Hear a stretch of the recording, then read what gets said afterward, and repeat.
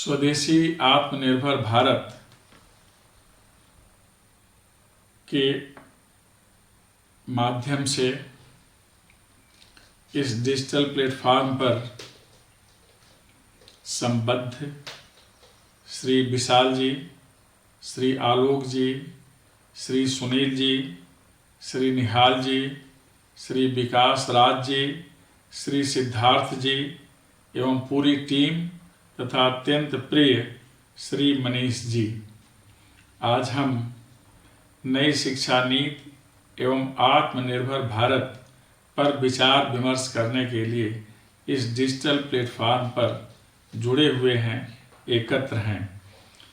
नई शिक्षा नीति में स्वदेशी, स्वभाषा, स्वावलंबन और आत्मनिर्भरता पर विशेष बल है, आग्रह है और इसके लिए सम्यक व्यवस्था है।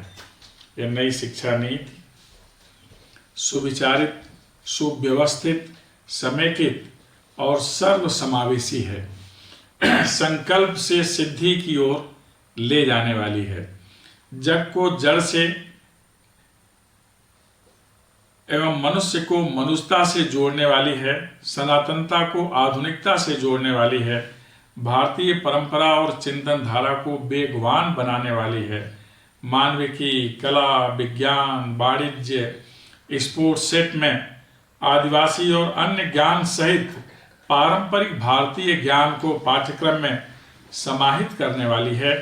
वंचित क्षेत्र एवं समूह के लिए इसमें विशेष शैक्षणिक प्रक्षेत्र बनाने की व्यवस्था है, निधि की स्थापना की व्यवस्था है और इस तरह भारत में जो भी पारंपरिक ज्ञान है, विचारधारा है, हमारी मान्यताएं हैं, सबको पहली बार शिक्षा नीति में पर्याप्त स्थान दिया गया है।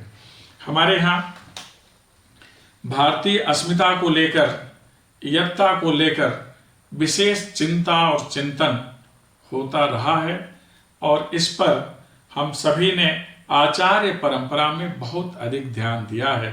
इसमें पूरी शिक्षण प्रणाली ही लगी हुई है। हमारे देश में 3 प्रकार की शैक्षणिक व्यवस्थाएं थी, 3 विश्वविद्यालय थे जो बहुत महत्वपूर्ण थे, नालंदा, तक्षशिला और विक्रमशिला। नालंदा में शास्त्र ज्ञान का विधान था।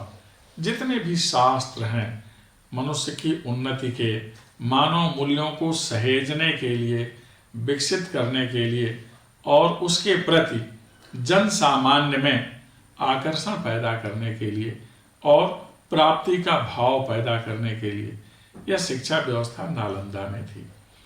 तक्षशिला में शास्त्र ज्ञान और शस्त्र ज्ञान दोनों के लिए व्यवस्था थी और वहीं से पढ़कर चाणक्य आए हुए थे। विक्रमशिला में शिल्प की शिक्षा दी जाती है। शिल्प विधान, अभियांत्रिकी, भेषज, कला कौशल, जितना भी रचनात्मकता का क्षेत्र है, जिससे स्थापत्य भी है, निर्माण भी है, सबके बारे में जो शिक्षा की व्यवस्था थी वह विक्रमशिला में थी। पहली बार भारतीय शिक्षा नीति में इन सभी मान्यताओं को, व्यवस्थाओं को स्थान दिया गया है। इसीलिए कहते हैं कि यह नई शिक्षा नीति, इसका स्वरूप वैश्विक है और इसकी आत्मा भारतीय है। इसमें स्वभाषा पर विशेष बल है कि हम आरंभिक शिक्षा अपनी मातृभाषा में प्राप्त करेंगे।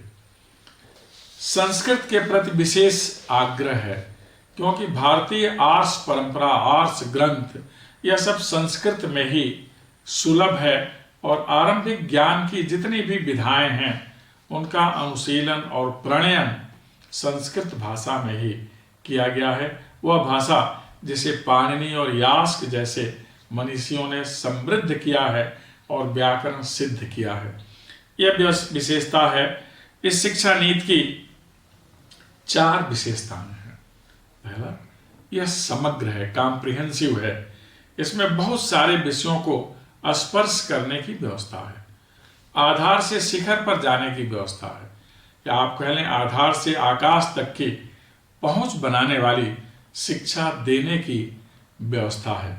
यह इंटीग्रेटेड है, एकात्मता इसकी विशेषता है। प्रत्येक विषय में पारस्परिक संबंध, जितने भी विषय हैं उसमें पारस्परिक संबंध का विधान है, अर्थात अंतर विषयक और अंतर अनुशासनात्मक अध्ययन की व्यवस्था इस नई शिक्षा नीति में है। यह इंक्लूसिव है, समावेशी है। पहली बार शिक्षा को वहां तक पहुंचाने का प्रयास किया गया है जहां तक इसका न अभी विस्तार था, न प्रसार था, न प्रचार था, अर्थात हर व्यक्ति को शिक्षा व्यवस्था के दायरे में लाने का विधान है। पहली बार शिक्षा व्यवस्था में श्रम की महत्ता को स्वीकार किया गया है। अब तक जो लोग शिक्षा की वैकासिक व्यवस्था में हाशिए पर थे, वंचित वर्ग के लोग थे, अथवा किन्हीं कमियों के कारण शिक्षित नहीं हो पा रहे थे, उनको इस शिक्षा व्यवस्था में लाने की सम्यक व्यवस्था कर दी गई है और अब सबके पढ़ने का अवसर होगा। यह भविष्योन्मुखी है, अर्थात न केवल वर्तमान को व्यवस्थित करने का विधान इस शिक्षा व्यवस्था में है, वर्तमान को सुदृढ़ करने की व्यवस्था इस शिक्षा नीति में है, वर्तमान को और चमत्कृत करने की सोच इस शिक्षा नीति में है, अपितु यह भविष्योन्मुखी है। कारण कि हमें भविष्य के भारत की भी रचना करना है और भविष्य में भारत को हम जो नॉलेज सोसाइटी है उसमें सर्वोपरि रखना चाहते हैं। इसका विधान इस शिक्षा व्यवस्था में है। उस ज्ञान की निर्मिति करनी है जिसके चलते हम पुनः विश्व गुरु के पद पर आसीन हों। आने वाली दुनिया ज्ञान लोक के नाम से जानी जाएगी। इस ज्ञान लोक में भारत महानतम शक्ति बने, इसकी सोच इस शिक्षा नीति में है, इसका संकेत इस शिक्षा नीति में है और इसका संदेश इस शिक्षा नीति में है। इसलिए यह शिक्षा नीति बहुत ज़्यादा व्यापक, बहुत ज़्यादा सर्वसमावेशी और सर्वोपरि केवल सैद्धांतिक ही नहीं है, यह व्यवहारिक शिक्षा नीति है और इसीलिए इसमें नैतिकता और मानव एवं संवैधानिक मूल्यों के प्रति आग्रह व्यक्त किया गया है, जैसे सहानुभूति, दूसरों के लिए सम्मान भाव, स्वच्छता, शिष्टाचार, लोकतांत्रिक भावना, सेवा की भावना, सार्वजनिक संपत्ति के लिए सम्मान, वैज्ञानिक प्रवृत्ति और अभिरुचि, स्वतंत्रता, जिम्मेदारी, बहुलतावाद, समानता और न्याय, यह सब कुछ इस शिक्षा नीति में निहित है और शिक्षण और अधिगम में बहुभाषावाद और भाषा की शक्तियों को बढ़ावा देने के लिए व्यवस्था की गई है। इसीलिए इसमें विकास करने के सारे सूत्र निहित हैं। यह आप कह सकते हैं कि आधुनिक भारत की वैकासिक प्रक्रिया के उन्नयन का स्रोत है। इसके माध्यम से सर्वविध विकास सुनिश्चित होगा, ऐसा दृढ़ विश्वास है। शिक्षा के माध्यम से सुधार होता है, उद्धार होता है, पुनरुद्धार होता है और परिष्कार होता है। इस शिक्षा नीति में माननीय प्रधानमंत्री जी का, जो इस समय वैश्विक राजनीतिक फलक पर महानायक रूप में समादित हैं, संदेश साफ साफ झलकता है। संकल्प से सिद्धि की ओर जाने का संदेश, एक भारत श्रेष्ठ भारत का संदेश, आत्मनिर्भर भारत का संदेश और आने वाले दिनों में दुनिया की महानतम शक्ति बनने का संदेश, यह इसमें निहित है। माननीय शिक्षा मंत्री जी इसके लिए निरंतर प्रोत्साहित करते रहते हैं। उनका कथन है कि हर परिवर्तन जो श्रेयस्कर है, जो अभीष्ट है और जो प्रेय है, अर्थात क्रियात्मक, संरचनात्मक और सुधारात्मक परिवर्तन शिक्षा के माध्यम से ही संभव है। इसलिए शिक्षा नीति सभी का ध्यान करके बनी हुई है और इसका क्रियान्वयन अब आरंभ हो रहा है और इसके माध्यम से निश्चय ही राष्ट्र हर क्षेत्र में विकास के शिखर पर होगा। पहली बार शिक्षा नीति में आधार से शिखर तक पहुंचने का विधान है, अर्थात प्राइमरी पाठशाला से लेकर अनुसंधान शाला तक, अर्थात विश्वविद्यालयों तक शिक्षा की एक सूत्रता दिखलाई देती है।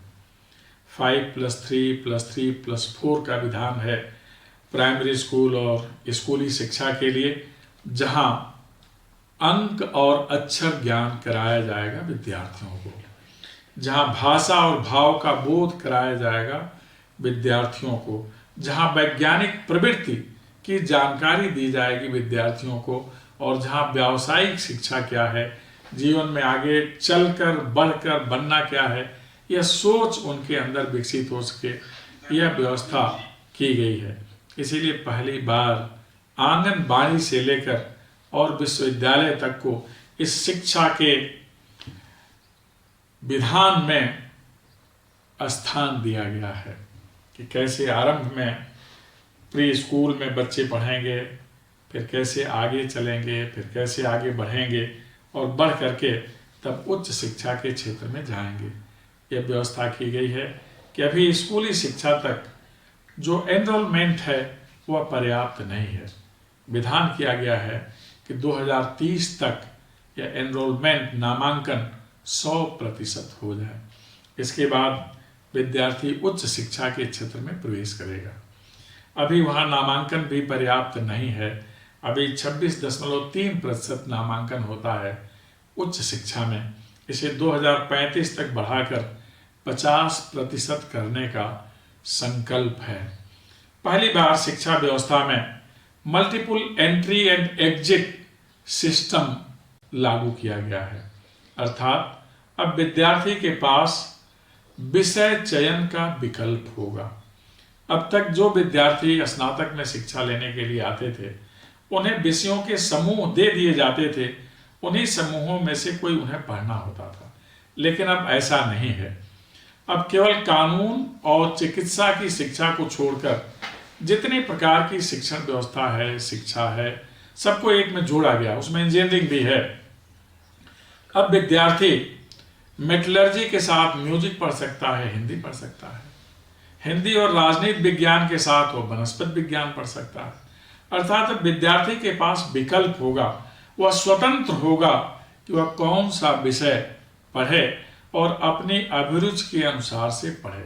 तो पहली इसमें जो दी गई है विशेषता, वह विषय चयन की विशेषता है, जो बहुत बड़ी चीज है। अब विद्यार्थी को बाध्य नहीं किया जाएगा कि आप यही समूह पढ़ेंगे। विद्यार्थी की जैसी अभिरुचि होगी वह विषय पढ़ सकता है। इसके पीछे भी एक कारण है। कारण यह है कि स्नातक स्तर तक 3 प्रकार की डिग्री का विधान कर दिया गया है। एक वर्ष अगर कोई विद्यार्थी पढ़कर निकलता है तो उसे सर्टिफिकेट डिग्री मिलेगी और वह किसी भी आजीविका के क्षेत्र में जा सकता है जो सर्टिफिकेट के आधार पर उसे मिल सके। 2 वर्ष के बाद उसे डिप्लोमा की डिग्री मिलेगी और इस डिप्लोमा के आधार पर अगर वह कोई नौकरी कर सकता है तो उसमें जा सकता है। लेकिन सर्टिफिकेट के बाद जो नौकरी कर रहा है उसमें मन भर गया, उसे लगता है कि मैं आगे पढ़ूं, तो इसके लिए पुनः प्रवेश की सुविधा है। डिप्लोमा के बाद अगर विद्यार्थी आना चाहता है, उसे लगता है अब इस आजीविका के आगे हम दूसरी आजीविका प्राप्त करें जो स्नातक की डिग्री के बाद मिलती है, तो आ सकता है और आगे की पढ़ाई शुरू कर सकता है। इस प्रथम वर्ष और द्वितीय वर्ष का क्रेडिट उसका सुरक्षित रहेगा, जिसे एकेडमिक बैंक का क्रेडिट कहते हैं या एकेडमिक क्रेडिट बैंक कहते हैं। उसकी सारी क्रेडिट उसमें सुरक्षित रहेगी डिजी लॉकर में, और नौकरी करने के बाद जब भी आए फिर से आगे की पढ़ाई कर सकता है। अर्थात जो मूल भाव इसके पीछे है कि विषय चयन की स्वतंत्रता के साथ ही साथ उसे व्यवसाय चयन की भी स्वतंत्रता होगी। एक व्यवसाय छोड़कर वह दूसरे व्यवसाय में शिफ्ट कर सकता है अपनी शिक्षा, क्षमता, प्रशिक्षण और योग्यता के आधार पर।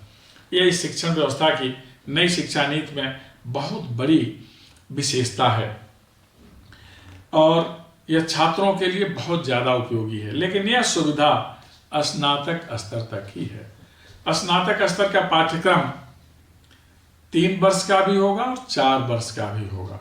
इसके आगे अनुसंधान, जिस पर भारत सरकार का विशेष बल है, और हमारे यहाँ बहुत पहले जय जवान और जय किसान का नारा था, माननीय अटल बिहारी वाजपेयी जी ने उसमें एक और शब्द जोड़ा, जय जवान जय किसान जय विज्ञान। परमाणु परीक्षण हुआ 1998 में, और माननीय मोदी जी जब आए तो उन्होंने एक और शब्द जोड़ा, जय जवान जय किसान जय विज्ञान और जय अनुसंधान। इसलिए शिक्षा नीति में अनुसंधान के ऊपर विशेष बल है। जो विद्यार्थी 3 वर्ष का स्नातक पाठ्यक्रम पूरा करेगा, उसे 2 वर्ष का पाठ्यक्रम स्नातकोत्तर के लिए करना होगा, और फिर उसे पीएचडी में सीधे प्रवेश मिलेगा अनुसंधान करने के लिए, शोध करने के लिए। जिस विद्यार्थी ने 4 वर्ष का स्नातक पाठ्यक्रम किया है, ऑनर्स किया हुआ है, उसे 1 वर्ष और पढ़ना पड़ेगा, तब फिर उसे पीएचडी के लिए प्रवेश मिल सकेगा और वह शोध कार्य करेगा। इस शिक्षा नीति में एमफिल को बाहर कर दिया गया है, अब उसके लिए कोई स्थान नहीं है। और इस माध्यम से जो अनुसंधान होगा वह उत्कृष्ट कोटि का होगा, क्योंकि यह मान्यता है कि quality research is essential for quality education. Quality education हो, क्वालिटी एजुकेशनल इंस्टीट्यूशन हो, इसके लिए आवश्यक है कि क्वालिटी रिसर्च भी हो। क्वालिटी रिसर्च का आशय है कि जिसमें तथ्य संकलन प्रामाणिक हो, जिसमें अकाउंटेबिलिटी हो, पूर्ण उत्तरदायित्व। विश्वास पूर्वक कहता हूं कि मैंने जो भी तथ्य संकलित किए हैं वह प्रामाणिक है। ज्ञान परक होना चाहिए, समाजोपयोगी होना चाहिए, यह समाज के लिए उपयोगी हो, रचनात्मक होना चाहिए। शोध और अनुसंधान की दिशा रचनात्मक ही होती है, और जहाँ रचनात्मक नहीं होती है वहाँ से विषाणु निकलने लगते हैं, जैसे हमारे एक पड़ोसी देश की प्रयोगशाला में हुआ। और विषाणु कोविड-19 के चलते जो दृश्य है, आज पूरी दुनिया परेशान है। और ऐसा पड़ोसी जो सीमा पर अकारण हलचल उत्पन्न करना चाहता है और इसका कुफल भोगने के लिए अब वह अभिशप्त है, उसे भोगना ही पड़ेगा। तो हमेशा जो अनुसंधान हो, समाजोपयोगी हो, जिसकी ग्राह्यता हो, जिसकी उपादेयता हो और जिसमें मौलिकता हो, यह हमेशा ध्यान रखना चाहिए। यही जो रिसर्च होता है इसे क्वालिटी रिसर्च कहते हैं। एक मान्यता, हमारा देश कृषि और ऋषि परंपरा का देश है। एक मान्यता है कि शोध का आशय तब पूरा होता है जब यह फ्रॉम लैब टू लैंड पहुंचता है, प्रयोगशाला से जब यह भूतल पर पहुंचता है, और उसका लाभ इस देश के किसान को मिलता है, नौजवान को मिलता है, उद्योगों को मिलता है, तब इस अनुसंधान का, शोध का लाभ होता है। तो इसलिए इसकी व्यवहारिकता भी बहुत ज़्यादा मायने रखती है। हम ऐसा कर सकें, इसके लिए हमें 4 प्रकार की रेडीनेस चाहिए, तैयारी। पहली तैयारी होती है इंस्टीट्यूशनल रेडीनेस। जितने शिक्षण संस्थान हैं उनकी तैयारी किस प्रकार से हो, क्योंकि आज जो शिक्षण प्रशिक्षण की प्रक्रिया है वह ब्लेंडेड मोड से है। और आज हम आपसे संवाद इस डिजिटल प्लेटफॉर्म पर कर रहे हैं। इंटरनेट की दुनिया ही इस अदृश्य विषाणु से अप्रभावित है, और इसलिए हम इसके माध्यम से ही एक दूसरे से संपर्क कर रहे हैं, संबंध कर रहे हैं और संवाद कर रहे हैं। तो ब्लेंडेड मोड में जो पढ़ाई हो रही है, इसके लिए शिक्षण संस्थान कितने तैयार हैं। उनके यहाँ क्लासरूम के साथ ही साथ अब वर्चुअल क्लासरूम भी होने चाहिए, स्मार्ट क्लास भी होने चाहिए, तभी जाकर वह अपने ध्येय को पूरा कर सकेंगे। इंफ्रास्ट्रक्चर ठीक होना चाहिए। विद्यार्थियों को बैठने के साथ ही साथ बहुत सारी आवश्यकताएं हैं, जन सुविधाएं पर्याप्त हों, जो नेचुरल वाटर है हमारे पास उसका संरक्षण किया जाए, इसका भी ध्यान रखना चाहिए। ऊर्जा के वैकल्पिक स्रोत का कितना प्रयोग यह शिक्षण संस्थान कर पा रहा है, यह सब देखना है। इसे इंस्टीट्यूशनल रेडीनेस कहते हैं। उसके पास और कैसे संसाधन है, यह विचारणीय है। दूसरी तैयारी शिक्षा नीति के लिए फैकल्टी रेडीनेस की है। जो टीचर्स हैं प्राइमरी से लेकर के और विश्वविद्यालय तक, वो इस नई शिक्षा नीति के लिए, नए मोड में अध्यापन के लिए, तकनीकी का प्रयोग करने के लिए कितने दक्ष हैं। उन्हें अब कंप्यूटर के लिए यूज टू होना पड़ेगा। इस तकनीकी को समझना चाहिए कि इंटरनेट के माध्यम से हमारी पहुंच कहां तक हो सकती है। जो कंटेंट है जो उनके द्वारा विद्यार्थियों को दिया जा रहा है वो किस तरह तैयार हो, किस तरह अपलोड हो, कैसे विद्यार्थियों तक पहुंच हो जाए, इस पर विशेष ध्यान रखने की ज़रूरत है। इसे फैकल्टी रेडीनेस कहते हैं। इसके बाद एक रेडीनेस है जिसे हम स्टूडेंट रेडीनेस कहते हैं। इस नई शिक्षा नीति में लाभ लेने के लिए और योगदान देने के लिए विद्यार्थी कितना तैयार है, और विद्यार्थी की तैयारी के लिए कुछ विचारणीय तत्व होते हैं। 3 प्रकार की बातें आवश्यक होती हैं। पहला क्यूरियासिटी, दूसरा क्रिएटिविटी और तीसरा कमिटमेंट। विद्यार्थी के मन में कितनी जिज्ञासा है, क्या जानना चाहता है, क्या बनना चाहता है, कैसे बनना चाहता है, विषय के बारे में कहाँ तक जानना चाहता है, कहाँ तक पढ़ना चाहता है, यह उसकी क्यूरियासिटी है, जिज्ञासा, यह मायने रखती है। फिर उसके अंदर क्रिएटिविटी का भाव होना चाहिए। शिक्षण संस्थान में प्रवेश लिया तो उसे रचनात्मक वृत्ति का होना चाहिए, प्रवृत्ति का होना चाहिए और यही कृत्य करना चाहिए। तो ये जो क्रिएटिविटी है यह विद्यार्थी के लिए बहुत मायने रखती है। और शिक्षा में हम पारंगत हों, प्रवीण हों, जो भी विषय हम लेकर चल रहे हैं, तो उसके लिए जरूरी है कि कमिटमेंट होना चाहिए, एक संकल्प होना चाहिए कि हमें पढ़ना है और पढ़कर हमें यह बनना है और बनकर समाज और राष्ट्र के लिए हमें योगदान करना है। यह संकल्प बहुत ज़्यादा मायने रखता है। इसीलिए इस शिक्षा नीति में 2 बातों पर विशेष बल है, फिलॉसफी ऑफ एजुकेशन और पर्पज ऑफ एजुकेशन। फिलॉसफी इसके पीछे ये है जो हमारी सनातनता में निहित है, सा विद्या या विमुक्ते। विद्या वह है जो हमें वर्जनाओं से, संकीर्णताओं से और विभिन्न प्रकार के अभावों से मुक्त करती है।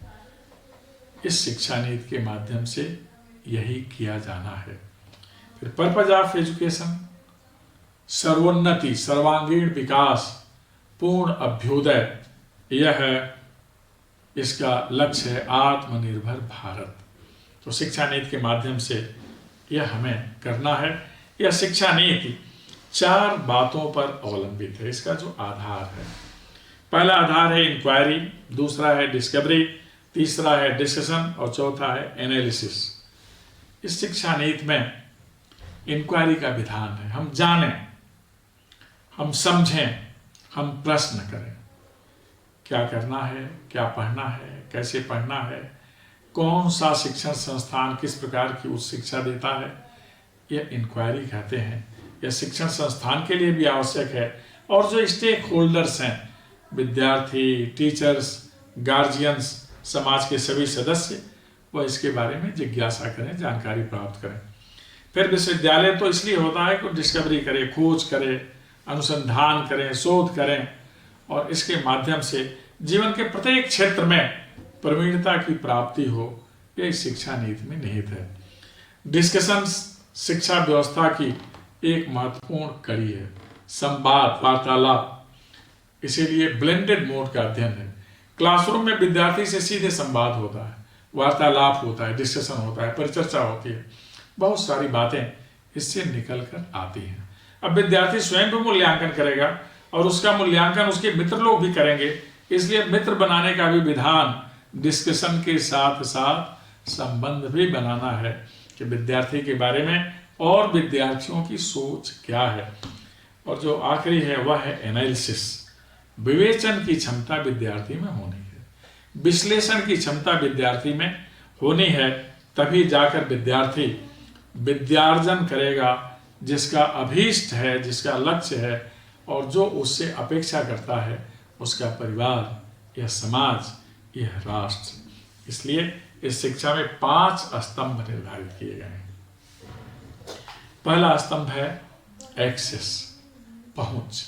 इस शिक्षा नीति के माध्यम से शिक्षा व्यवस्था कहाँ तक पहुंच सकेगी। आरंभ में ही मैंने बताया कि पहली बार यह सर्व समावेशी शिक्षा है जिसमें सभी के लिए एक स्थान है। इस देश का हर व्यक्ति शिक्षित और दीक्षित हो, इसका विधान है। जो विद्यालय में, पाठशाला में नहीं आ पाता उसके लिए स्किल डेवलपमेंट का विधान है। तो इसकी पहुंच सर्व सुलभता सबके पास हो जाए, यह इस शिक्षा नीति में विशेष रूप से ध्यान रखा गया है। इसमें इक्विटी का, समता का, हर व्यक्ति एक समान इसका लाभ प्राप्त कर सके, संपन्न और विपन्न के आधार पर उत्तम शिक्षा प्राप्त करने में कोई कठिनाई या किसी के लिए सुविधा न हो, इसका विधान इस शिक्षा नीति में है। अर्थात सभी के लिए समभाव इस शिक्षा नीति में है। फिर गुणवत्ता परक शिक्षा का विशेष आग्रह है कि शिक्षा गुणवत्ता परक ही होनी चाहिए, अर्थात श्रेष्ठ नागरिक तैयार हों। जो देश के निवासी हैं श्रेष्ठ नागरिक बने, जो युवा हैं श्रेष्ठ युवा बने, जो किसी भी व्यवसाय में जा रहे हैं वह श्रेष्ठ व्यवसाय करने वाले हों, जिस सेवा में जा रहे हैं श्रेष्ठ सेवा करने वाले हों। इसलिए क्वालिटी का बहुत ज़्यादा ध्यान रखा गया है। एक गुण है इसका वहनीयता, एफोर्डेबिलिटी, कि बहुत महंगी शिक्षा न हो, तभी इस शिक्षा तक सबकी पहुंच हो पाएगी। पंडित दीनदयाल उपाध्याय जी का कहना था कि शिक्षा और चिकित्सा राज्य का दायित्व होना चाहिए, इसका बोझ देश के निवासियों पर नहीं पड़ना चाहिए। इस शिक्षा नीति में इसका ध्यान रखा गया है कि कम से कम शुल्क में अधिक से अधिक शिक्षा, उत्तम शिक्षा, उच्च शिक्षा की प्राप्ति हो सके, इसीलिए वहनीयता का ध्यान रखा गया है। स्वरूपक अकाउंटेबिलिटी निर्धारित की गई है, शिक्षण संस्थान की, शिक्षक की और शिक्षार्थी की, सबकी अकाउंटेबिलिटी होगी। इस शिक्षा प्रक्रिया में यह विशेष विचार किया गया है। इसीलिए अब कहा जाता है, पहले यह होता था व्हाट टू थिंक, हम क्या सोचें, हम क्या पढ़ें, लेकिन अब उसके स्थान पर आ गया है हाउ टू थिंक, हम कैसे सोचें, कितना सोचें, किस तरह सोचें, जिससे हमारा तो विकास हो ही, परिवार का विकास हो, समाज का विकास हो और राष्ट्र का विकास हो। यह बहुत महत्वपूर्ण बात इस शिक्षण व्यवस्था में है, क्योंकि इसका स्वरूप वैश्विक है और आत्मा भारतीय है। इसलिए इसमें यह भी ध्यान रखा गया है कि इस शिक्षा व्यवस्था के माध्यम से हम ग्लोबल सिटीजन तैयार करेंगे, विश्व नागरिक। और ऐसा भाव इसलिए है कि हमारी परंपरा में निहित है। महोपनिषद में कहा गया है, अयम निजः परो वेति गणना लघुचेतसाम उदार चरिता नाम तू वसुधैव कुटुंबकम। यह मेरा है, यह पराये का है, यह संकीर्ण सोच वाले लोगों का विचार हो सकता है, लेकिन जो उदार चरित्र के लोग हैं, भारत के लोग, इनके लिए पूरी ही धरा एक परिवार की तरह है। तो हम विश्व नागरिक इसलिए बनाना चाहते हैं कि हम पूरी धरा को ही परिवार मानते हैं और इस धरा में सब जगह हम अपने ज्ञान का विस्तार करें, प्रसार करें और अपने ज्ञान से औरों का कल्याण करें। इसमें जितने लक्ष्य हैं हम उस लक्ष्य को लेकर चलें और दो बातों पर विशेष ध्यान रखना है, स्किल पर और इनोवेशन पर। स्किल डेवलपमेंट विशेष मायने रखता है। हर अंचल में कुछ विशेषता होती है और उस विशेषता के अनुकूल लोगों के पास कौशल होता है। इसलिए स्किल, रीस्किल और अप स्किल के माध्यम से आत्मनिर्भर भारत की रचना करना है। कौशल विकास इस शिक्षा नीति में विशेष स्थान प्राप्त है। इसीलिए वोकेशनल स्टडी पर भी बहुत ज़्यादा ध्यान दिया गया है और इनोवेशन, नवाचार होना चाहिए। इसका सीधा संबंध अनुसंधान से है, रिसर्च से है। अब हमें केवल साक्षी भाव में नहीं रहना है, दृष्टा भाव में नहीं रहना है, अब हमें कर्ता भाव में आना है। यह इस शिक्षा नीति में निहित है और यह शिक्षा नीति अब हमें निरंतर आगे की ओर ले जाए, इसका हम क्रियान्वयन करें। इसके लिए 4 बातों पर हमें विशेष आग्रह करना है और एक ध्यान और भी रखना है। हमें संकल्पबद्ध होना है, कटिबद्ध होना है, समयबद्ध होना है और एक मिशन के साथ आगे बढ़ना है। और इसके लिए जरूरी है कि शिक्षा नीति के क्रियान्वयन के लिए रणनीति बना लें, रोड मैप बना लें, टाइमलाइन बना लें और जो हमारे आसपास रिसोर्स हैं हम उसका ध्यान रखें। राष्ट्रीय शिक्षा नीति में अनुसंधान के प्रति विशेष आग्रह है और इसके लिए नेशनल रिसर्च फाउंडेशन की स्थापना होनी है और जितनी परियोजनाएं होंगी, प्रोजेक्ट होंगे रिसर्च के लिए, उसका विशेष ध्यान रखा जाएगा, विशेष कोर्स होगा और पूरी शिक्षा व्यवस्था के लिए एक रेगुलेटरी मैकेनिज्म होगा, लाइट बट टाइट, सहज भी लेकिन जटिल भी। तो सबका विधान इस शिक्षा नीति में किया गया है ताकि शिक्षा के माध्यम से हम राष्ट्र को उन्नति के शिखर पर ले चलें और जो सपना है माननीय प्रधानमंत्री जी का, जिसके प्रति आग्रह है और जिसके प्रति माननीय शिक्षा मंत्री जी का प्रोत्साहन है, हम उसे पूरा करें।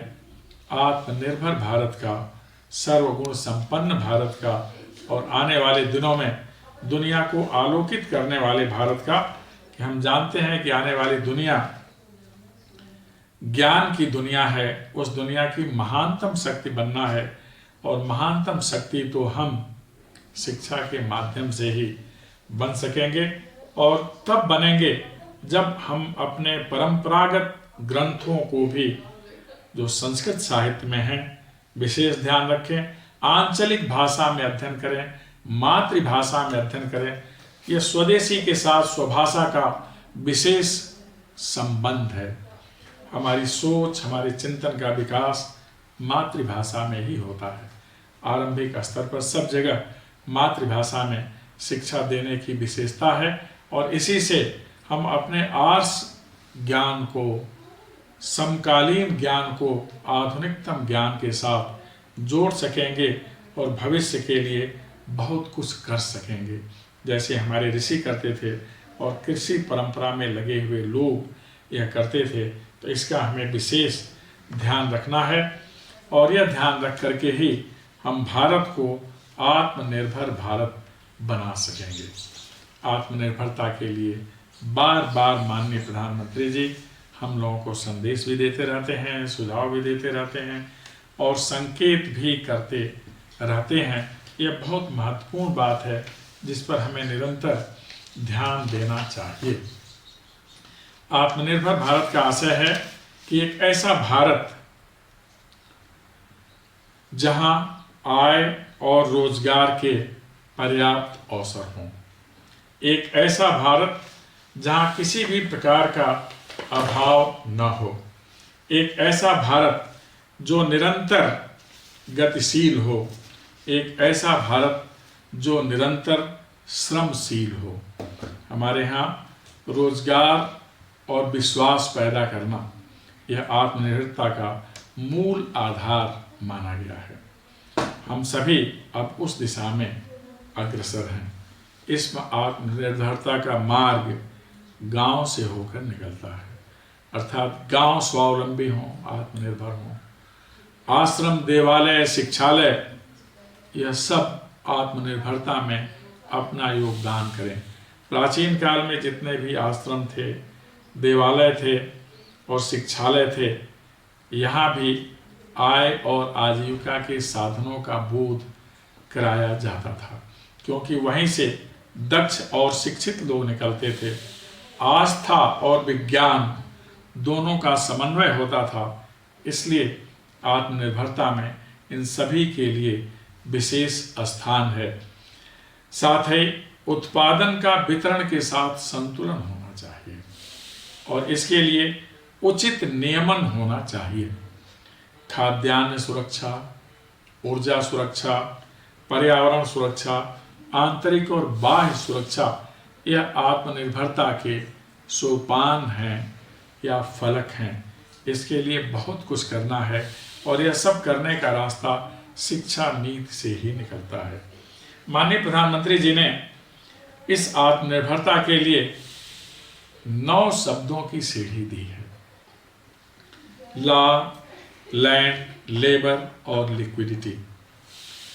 हम जिस क्षेत्र में रहते हैं वह भूभाग कैसा है, वहाँ किस प्रकार का उद्यम हो सकता है, कैसे उद्योग लग सकते हैं, वहाँ किस प्रकार का संसाधन है, इसका विधान करना है। वहाँ किस प्रकार की श्रम शक्ति है, कुशल अकुशल, दक्ष अदक्ष, इसका विधान करना है। तरलता कैसी है वहाँ, अर्थात जो मौद्रिक व्यवस्था कैसी है, कितना निवेश किया जा सकता है वहाँ स्थापित होने वाले उद्योग के लिए, और वहाँ कानून का ढांचा किस प्रकार का है, अर्थात जो भी उद्योग बने कानून के दायरे में हो, और कानून की छूट, सहमति और स्वीकृति तीनों आवश्यक है किसी भी प्रकार के उद्योग के लिए। इसके बाद देखना है इकोनॉमी कैसी है, अर्थव्यवस्था। अर्थव्यवस्था उछाल वाली होनी चाहिए। ये सौभाग्य है कि भारत की अर्थव्यवस्था एक स्थिर और गतिशील व्यवस्था है। स्थिर इस आशय में कि दुनिया में जब कभी भी मंदी का दौर आया है, भारत की आर्थिक व्यवस्था सबसे कम प्रभावित रही है। कारण यह कृषि पर ज़्यादा अवलंबित है, और किसान जब उत्पादन करता है तो साल भर के लिए तो कोष अपने पास रख ही लेता है, अतिरिक्त को फिर बाहर लाता है, बाजार में लाता है। तो हमारी इकोनॉमी उछाल वाली होनी चाहिए, व्यापार विपणन वाली होनी चाहिए, निर्यातोन्मुखी होनी चाहिए। कम से कम हम आयात करें, अधिक से अधिक हम निर्यात करें, तो गुणवत्तापरक सामान हम पैदा करें। इंफ्रास्ट्रक्चर देखना है, आधारभूत संरचना किस प्रकार की है, प्रणाली कैसी है, जैसे ईज ऑफ डूइंग कहते हैं, आसानी से सुविधा मिल सके रोजगार करने वाले लोगों को, व्यापार करने वाले लोगों को, उद्योग लगाने वाले लोगों को, तो ये विशेष मायने रखता है। फिर डेमोग्राफी कैसी है, जिस क्षेत्र में उद्योग लगने हैं वहाँ किस प्रकार की जनसंख्या है, यह भी विचार करना है। और इस डेमोग्राफी के साथ ही साथ वहाँ डिमांड किस प्रकार का है। तो जिस क्षेत्र में जिस बात की डिमांड हो, जिस वस्तु की, जिस चीज़ की डिमांड हो, वैसे उद्योग उस क्षेत्र में लगने चाहिए। ये 9 सीढ़ियाँ हैं। अगर इसका ध्यान रखा जाए तो ऐसे उद्योग सृजित होंगे जिसमें पर्याप्त रोजगार के भी अवसर होंगे, आय के साधन भी होंगे। साथ ही साथ 5 आइज का ध्यान रखना है, इंटेंट, इंक्लूसिवनेस, इन्वेस्टमेंट, इंफ्रास्ट्रक्चर और इनोवेशन। आवेश, मत, निवेश और उसके प्रति सोच और सक्रियता, यह किस प्रकार की है उद्योग के संबंध में। फिर वहाँ किस प्रकार का उद्योग लगा रहे हैं जिसमें हर प्रकार के लोग समाविष्ट हो सकें, जो हमारे पास स्रोत हैं, संसाधन हैं, उनका हम प्रयोग कर सकें। फिर यह भी देखना है किस प्रकार का निवेश हो रहा है। स्थानीय स्तर के निवेश से हो सकता है, प्रांतीय राष्ट्रीय स्तर के निवेश से हो सकता है, अथवा विदेशी मुद्रा के निवेश से हो सकता है, यह विचारणीय है। और फिर इंफ्रास्ट्रक्चर तो अभी चर्चा किया ही। इनोवेशन, नवाचार होना चाहिए। नवाचार में ज़्यादा लोगों की प्रवृत्ति होती है, उसके प्रति आग्रह होता है और उसके प्रति झुकाव होता है। इसलिए अगर इतना ध्यान रखा जाए तो निश्चित रूप से आत्मनिर्भरता के पथ पर हम तेजी से आगे बढ़ेंगे। इसके लिए 3 बातों की विशेष आवश्यकता होती है। श्रम एवं श्रम शक्ति का प्रबंधन ठीक प्रकार से होना चाहिए, पूंजी की सुगम उपलब्धता होनी चाहिए, साथ ही प्रौद्योगिकी का समुचित उपयोग होना चाहिए। किस क्षेत्र में किस प्रकार की प्रौद्योगिकी चाहिए, यह विचारणीय है। हमारी जो पुरानी प्रौद्योगिकी है हम उसका समयानुकूलन कर लें, जो विदेशों की प्रौद्योगिकी है हम उसका देशानुकूलन कर लें, जैसा पंडित दीनदयाल उपाध्याय जी बहुधा कहा करते थे। इसके माध्यम से स्किल डेवलपमेंट, स्टार्टअप, इनोवेशन का विशेष ध्यान रखें, और तब सूक्ष्म, लघु और मध्यम उद्योगों के माध्यम से, फिर बृहद उद्योग के माध्यम से हम बहुत कुछ निर्माण करने की स्थिति में आ जाएंगे। और जो माननीय प्रधानमंत्री जी का संदेश है, make in India, made in India, made by India, यह सब सफल हो सकेगा। और इसके लिए ज़रूरी है कि हम इकोनॉमी के 2 स्वरूपों पर विचार करें, इकोनॉमी ऑफ स्केल और economy of scope. Economy of scale का आश्रय है कम लागत में अधिक उत्पादन करना।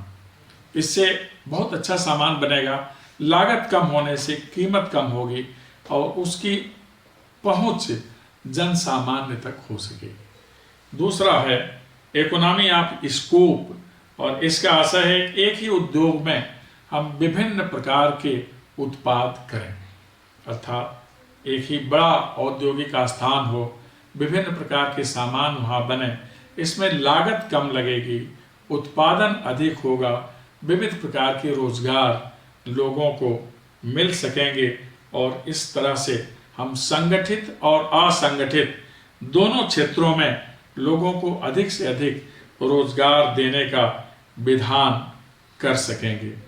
और आवश्यक है कि हम अपनी महत्ता को पहचानें, हम अपनी स्थानीयता को महत्व दें। इसलिए हमें लोकल के प्रति वोकल होना है और इस लोकल को ग्लोबल बना देना है। हर क्षेत्र में कुछ विशेषताएं हैं। जैसे मैं जिस विश्वविद्यालय में हूँ, यह जनजातीय अंचल कहा जाता है। यहाँ के लोग बहुत श्रमशील हैं, निष्कलुष निष्पाप ऐसे लोग हैं। यहाँ इस अंचल में बहुत विशेषताएं हैं, वनौषधियाँ हैं यहाँ पर्याप्त मात्रा में। हम इन वनौषधियों को आधुनिक तकनीक से विकसित करें और उसे पूरी दुनिया में फैलाएं और नैरोग्यता की स्थिति उत्पन्न करें। आज कोविड-19 का सबसे कम प्रभाव कहीं पड़ा है तो इसी अंचल में पड़ा है, क्योंकि यह अंचल प्रकृति के बहुत ज़्यादा समीप है। हम विकास करने के साथ हमेशा विचार करें, यह विकास सतत विकास होना चाहिए, पुरुष प्रकृति का संबंध संतुलित होना चाहिए, पर्यावरण का संरक्षण होना चाहिए और वनस्पतियों का बंधन होना चाहिए। इस क्षेत्र में विशेष किस्म का कोदो होता है जिसकी ब्रांडिंग हमारे विश्वविद्यालय द्वारा होती है, अमरकंटक कोदो बोलते हैं। विशेष किस्म का शहद होता है जिसकी ब्रांडिंग पैकिंग हमारा विश्वविद्यालय करता है। हर क्षेत्र में इस प्रकार की चीज़ें हैं। हमें कोशिश करनी चाहिए कि स्थानीय अंचल पर जो संसाधन है उसके आधार पर हम स्किल डेवलपमेंट के माध्यम से छोटे छोटे उद्योग लगाएं और वहाँ लोगों को रोजगार दें, ताकि बाहर रहने पर कभी ऐसी आपदा आ जाए जो आज दौर चल रहा है तो लोगों को विस्थापित ना होना पड़े। हम शहरों का नियोजन अब नए तरीके से करें, जहाँ कर्मशील लोगों के लिए भी स्थान हो, किसी संकट की स्थिति में पलायन न करना पड़े। इस तरह का काम करने से हम निरंतर आत्मनिर्भरता के उच्च पर जाएंगे, शिखर पर जाएंगे। हमें यह भी ध्यान रखना है कि वैकल्पिक ऊर्जा के स्रोत हम सृजित करें। इस क्षेत्र में भारत बहुत तेजी से आगे बढ़ा है। हम आने वाले दिनों में ऊर्जा के क्षेत्र में आत्मनिर्भर होने वाले हैं। खाद्यान्न के क्षेत्र में पहले से आत्मनिर्भर हैं और भी विकास के जो मानक हैं क्रमशः हम उसमें आत्मनिर्भर होंगे। जहाँ तक सुरक्षा का क्षेत्र है तो आंतरिक और बाह्य सुरक्षा के क्षेत्र में हम केवल आत्मनिर्भर ही नहीं हैं, हम औरों के सुरक्षा की गारंटी ले भी सकते हैं, दे भी सकते हैं। जो हमारी ओर को दृष्टि उठाएगा उसकी आंख बंद कर सकते हैं। यह आज के भारत की पहचान है। आइए हम सभी मिलकर भारत को स्वच्छ, स्वस्थ, समर्थ, संपन्न और सशक्त राष्ट्र के रूप विकसित करने में अपना योगदान करें और भारत को दुनिया की महानतम शक्ति के रूप में देखने का सपना पूरा करें। आप सभी ने ध्यानपूर्वक सुना, बहुत बहुत धन्यवाद। नमस्कार।